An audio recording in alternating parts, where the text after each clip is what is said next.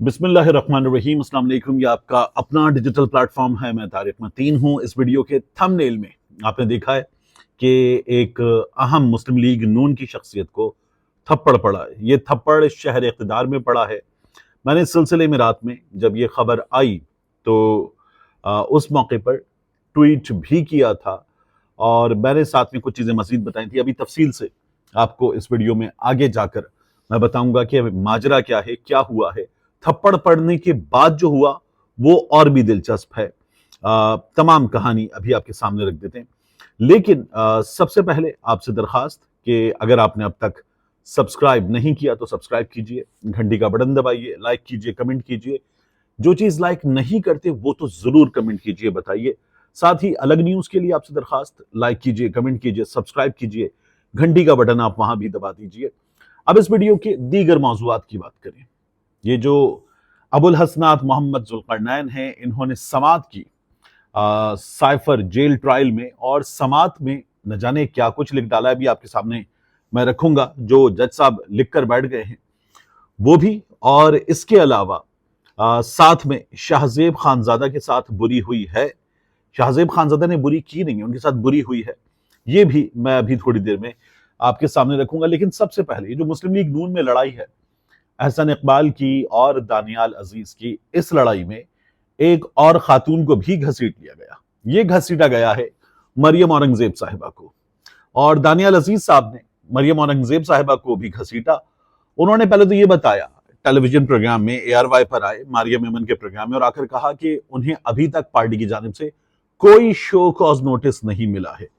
और उन्होंने ये कहा कि मरियम औरंगजेब की जानिब से जिस तरह की कारकर्दगी का मुजाहिरा किया गया, पार्टी उन्हें जिम्मेदारी देती थी कि वो मीडिया में जाकर पार्टी का नरेटिव पेश करें, लेकिन वो प्रेस कॉन्फ्रेंस में जितना पार्टी को नुकसान पहुंचा सकती थी उन्होंने पहुंचाया है। और वो ये कहते हैं कि वो फिर तफसीलात इसकी बहुत जल्द बताएंगे। एहसन इकबाल के हवाले से उन्होंने फिर बात की कि एहसन इकबाल के जिम्मे बहुत बड़ी जिम्मेदारी थी, प्राइस कंट्रोल कमेटीज उनके अंडर थी, लेकिन मुल्क में जो महंगाई हुई उसमें एहसन इकबाल जो है उनका किरदार है, और मुस्लिम लीग नून को इसलिए मुश्किलात का सामना करना पड़ेगा।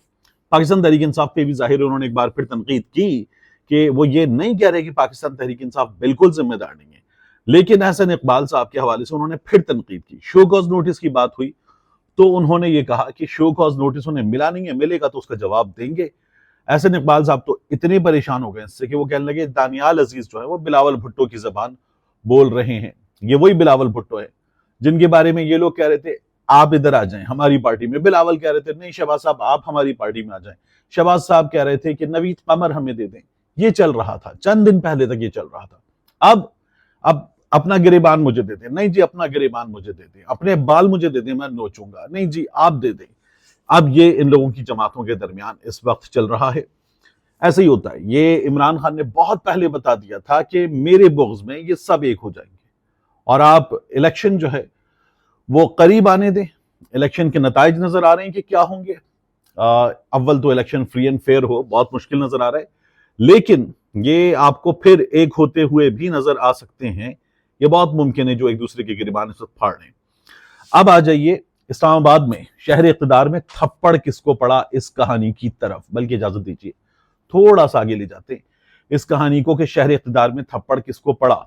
पहले ये जो ऑफिशियल सीक्रेट एक्ट की अदालत जज अबुल हसनात मोहम्मद जुल्करनैन की, इस अदालत ने ये जो जेल ट्रायल हुआ इसका, इस दिन का पहले दिन की जो समात है उसका तहरीरी हुक्मनामा जारी कर दिया है, और इन्होंने जो चीजें की इसमें वो भी लिखवाई हैं, जो नहीं की वो भी लिखवाई हैं। नहीं की वहां से बात शुरू करते हैं। मैंने आपको क्या बताया था सुबह, मैंने आपको तफसील से बताया था कि मेरी वहां जाने वाले रिपोर्टर्स से तफसीलन बात हुई, और उनमें BBC की कैरोलिन डेविस थी। जो रिपोर्टर बाहर मौजूद थे उन तक जेल अथॉरिटीज में से एक लतीफ साहब, अल्ताफ साहब आए थे। अल्ताफ साहब आए, उन्होंने नाम वाम लिखे, वापस अंदर चले गए, फिर आए, नाम वाम लिखे, नामों के साथ चैनल्स के नाम, इदारों के नाम लिखे, फिर अंदर गए, आकर 3 रिपोर्टर्स को बुला कर ले गए। ये 3 रिपोर्टर्स जो हैं इन्होंने जाकर कवरेज की, और इन 3 रिपोर्टर्स ने अंदर जाकर कहा कि हमारी मौजूदगी को अब यहां मीडिया की नुमाइंदगी ना समझा जाए। ये लोग 3 अंदर किस लिए गए थे कि ये अडियाला कवर करते हैं तो इनके ताल्लुकात हो जाते हैं। रिपोर्टर जो बीट करता है ना, उस बीट पे रिपोर्टर के हो जाते हैं ताल्लुकात बड़े अच्छे। تو پھر رپورٹرز میٹ کا ہوتا ہے بادشاہ، تو یہ 3 اندر چلے گئے تھے، باقی بیچارے باہر کھڑے رہے، جو کوڈ کور کرتے وہ کوڈ کور کرنے والے اندر نہیں گئے تھے۔ تو ابو الحسنات ذوالقرنین صاحب کیا لکھتے ہیں؟ وہ لکھتے ہیں کہ پبلک اور میڈیا عدالتی کارروائی کے دوران موجود تھے۔ ابھی جو پبلک میڈیا والی بات میں نے آپ کو بتا دی کیا ہوا، یہ جو پبلک والی بات ہے، باہر رپورٹرز موجود تھے، باہر کوئی نہیں آیا، راولپنڈی اسلام آباد کے شہری نہیں آئے، تو پبلک اس لحاظ سے موجود نہیں تھی۔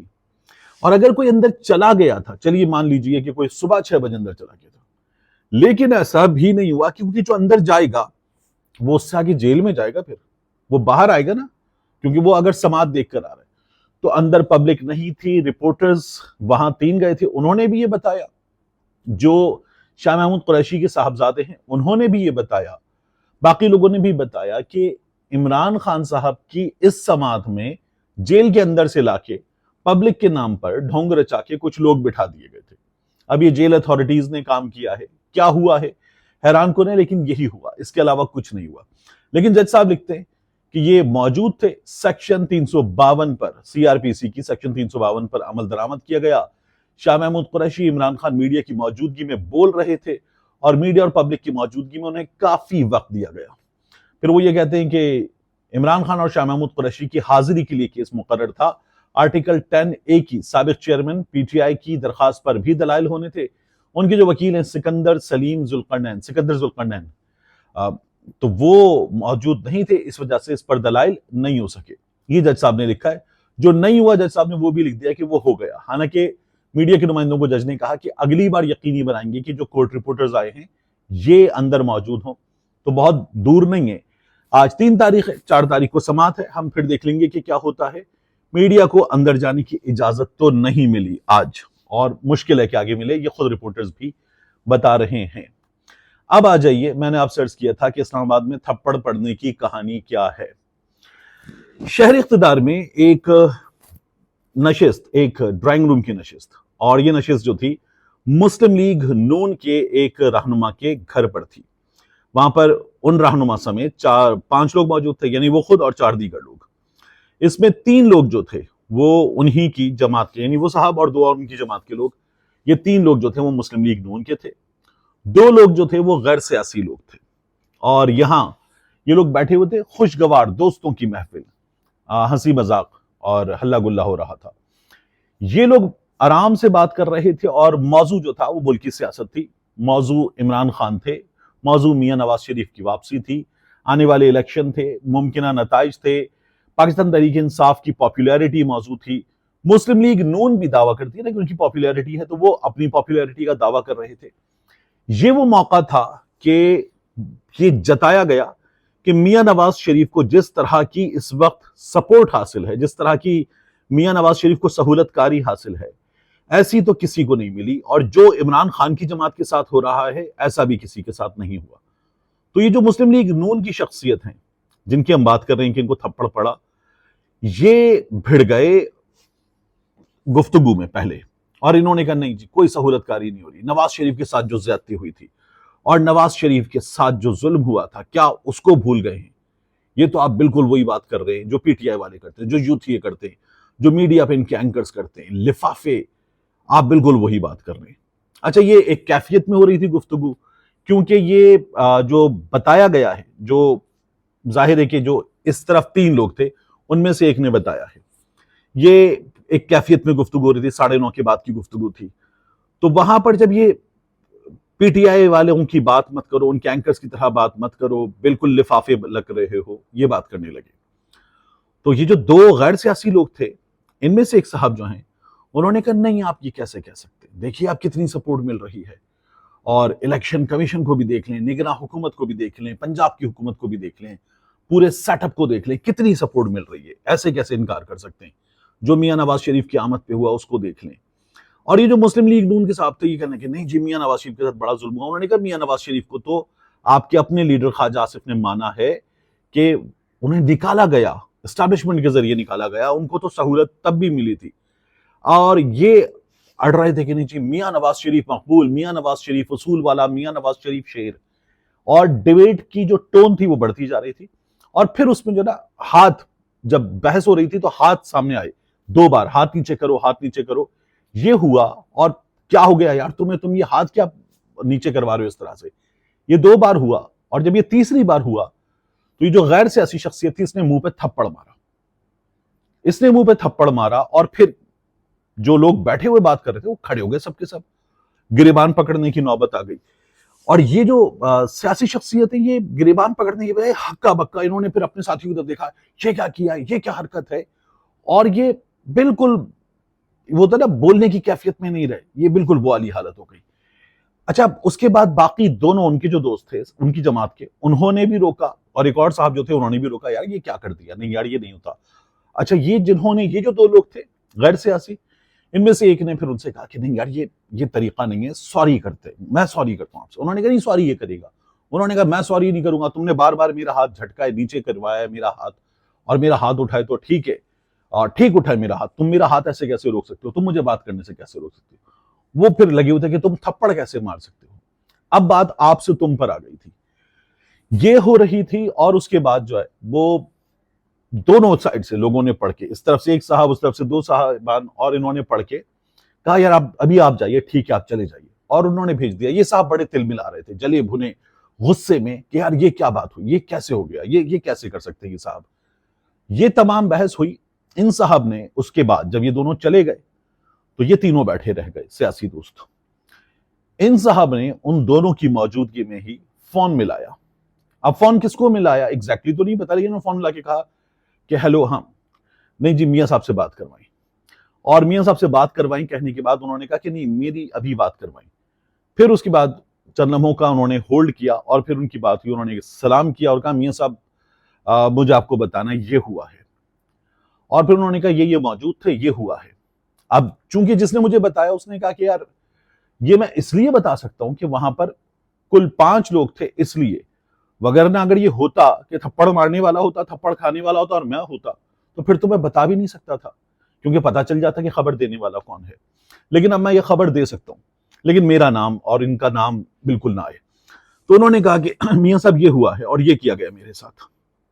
نہیں یہ کیسے ہو سکتا ہے, نہیں آپ بات کریں یہ کیسے ہو سکتا ہے, نہیں آپ بات کریں یہ کیسے ہو سکتا ہے. اب یہ دوسری طرف سے کیا کہا جا رہا ہے یہ نہیں سن رہے تھے. پھر اس کے بعد انہوں نے چلیں ٹھیک ہے, نہیں لیکن یہ تو زیادتی ہے, نہیں چلیں ہم ملیں گے تو پھر میں بات کروں گا. فون رکھ دیا گیا. اب یہ صاحب یہ کہتے ہیں کہ پھر انہوں نے فون رکھنے کے بعد کہا یار میں نے ان سے کہا کہ آپ بات کریں, اوپر بات کریں, یہ کیسے ہو سکتا ہے, تھپڑ کیسے مارا جا سکتا ہے. یہ بڑے غم و غصے میں مبتلا تھے اور یہ کہہ رہے تھے کہ آپ اوپر بات کریں. اب یہ اوپر کہاں بات کرنا چاہ رہے تھے نہیں پتا, لیکن یہ لگے ہوئے تھے کہ اوپر بات کریں. اور دوسری طرف سے کہا جاتا کہ یار آپ نے ان کا یہ بتانا تھا. وہ کہہ رہے کہ نہیں یار آپ نے بچکانہ حرکت کی ہے, آپ بحث کو کہاں لے گئے, یہ ہم کیسے کر سکتے ہیں, اور یہ نہیں کرنا چاہیے تھا آپ کو. تو وہ کہنے لگے کہ یار پارٹی کو, ان لوگوں کو میری سیاسی, کاروباری, مالی قربانی کا احساس ہی نہیں ہے, ان کو اندازہ ہی نہیں ہے میں نے ان کے لیے کیا کیا ہے, کتنا وقت دیا ہے. ہم نے اپنی فیملیز کو سفر کروایا, اپنے بچوں کو سفر کروایا, ہمارے کاروبار نے سفر کیا, اور پھر ہم نے یہ سب کچھ کیا. تو ان کے سیاسی دوستوں نے کہا نہیں یار دل مت چھوڑو, پارٹی کی وجہ سے ہمیں بڑے فائدے ہوئے, کاروباری فائدے بھی ہوئے, سیاسی فائدے بھی ہوئے, اور ابھی تو چیزیں بہتر ہیں اور فائدے ہوں گے, تو دل مت چھوڑو. اور وہ کہتے ہیں نہیں یار یہ کوئی بات نہیں ہوئی, یہ جو ہے وہ اوپر لے کر جانے والی بات ہے. اور وہ کہہ رہے ہیں چھوڑ دو, ابھی اس کو مت بگاڑو, چھوڑ دو, ابھی بچوں والی باتیں کر رہے ہو تم, غصے کو تھوک دو. تو وہی کہتے ہیں یار کیسے جانے دیں. تو بڑے غم و غصے میں مبتلا ہے. ان کا یہ ارادہ ہے اب بھی کہ وہ اس کو دوبارہ ٹیک اپ کریں گے. اور میں نے ان سے پوچھا, میں نے کہا کیا ہوگا, انہوں نے کہا کچھ نہیں ہوگا, اوپر سے کچھ نہیں ہوگا. یہ ان صاحب کا یقین ہے جنہوں نے مجھے یہ تمام تفصیلات بتائی ہیں. لیکن بہرحال ان کا یہ کہنا ہے کہ جب ہم نکلے ہیں وہاں سے تب بھی وہ صاحب بہت غصے میں تھے, اور وہ یہ بھی کہہ رہے تھے کہ یار اگر مجھے پتا ہوتا کہ میرے بڑے میرے ساتھ یہ کریں گے جو انہوں نے فون پہ میرے ساتھ کی ہے, تو پھر تو میں باہر اپنی جو ملازمین ہیں, گارڈز ہیں, ان سے ہی کہتا کہ وہ انصاف کر دیں. تو وہ کہتے ہیں یار کیسے کر سکتے ہیں. تو کہتے ہیں نہیں یار یہ ہوئی میرے ساتھ بہت غلط ہے. وہ کہتے ہیں یار اس نے غصے میں آ کے کر دی ہوگی, تم نے بھی تو 3 بار اس کا ہاتھ ایسے کر کے جھٹکا ہے اور یہ کیا ہے. وہ کہتے ہیں نہیں میرے ساتھ ہوئی بہت غلط ہے, یہ ہونی نہیں چاہیے کسی بھی صورت. یہ یہاں تک پہنچی بات. اور اب وہ صاحب جو ہے وہ پرسنلی ان پرسن مل کے اس کو ٹیک اپ کرنے کا ارادہ رکھتے ہیں پارٹی کے بڑوں کے سامنے, لیکن انہیں پڑ چکا ہے اور بہت زوردار پڑا انہیں. اور پھر اس کے بعد جو ہے سچویشن بگڑ گئی وہ ہے جو میں آپ کو بتا رہا ہوں. مزید اس میں اگر کچھ پتا چلتا ہے تو I'll keep you posted انشاءاللہ، لیکن یہ یہاں تک ہوئی ہے. اور اب آخر میں شاہ زیب خان زادہ کے ساتھ کیا ہوا. یہ جو عمران خان صاحب کا Al Qadir trust case, 190 million pound case, اس میں عمران خان صاحب کا، زلفی بخاری کا، شہزاد اکبر کا، بشرا بی بی کا، فرحت شہزادی کا، بیرسٹر ضیاء المصطفیٰ ایک اور نام تھا ان کا، ان تمام لوگوں کا نام آیا نا، 8 لوگ. تو شاہ زیب خان زادہ اس کی خبر دے رہے ہیں، اور وہ جو اپنے انداز میں دیتے ہیں، وہ پرومپٹر لکھا ہوا اور وہ روانی میں پڑھتے ہوئے ایک ایک نام پہ ایمفسس کرتے ہوئے، عمران خان، بشرا بی بی، شہزاد اکبر، وہ یہ کر رہے تھے. اور جب بولے ملک ریاض کا نام تو پھر جب بولے ملک ریاض کا نام 2 بار لیا، 3 بار لیا، اب وہ غائب ہو جائے.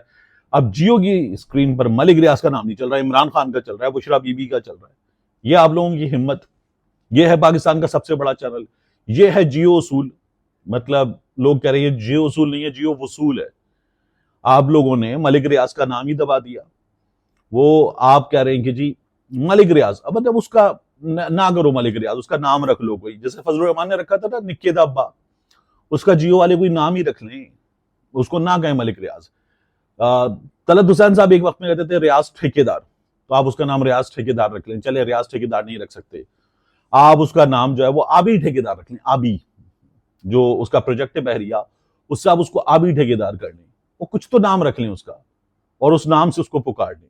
مطلب جس طرح آپ قاسم کے ابا، سلیمان کے ابا کر رہے تھے، یا چیئرمین پی ٹی آئی کر رہے تھے اور نام نہیں لیتے تھے عمران خان، کچھ کر لیں. ملک ریاض کا نام لینے کا کوئی طریقہ نکال لیں، نام لینے کی ہمت نہیں ہے.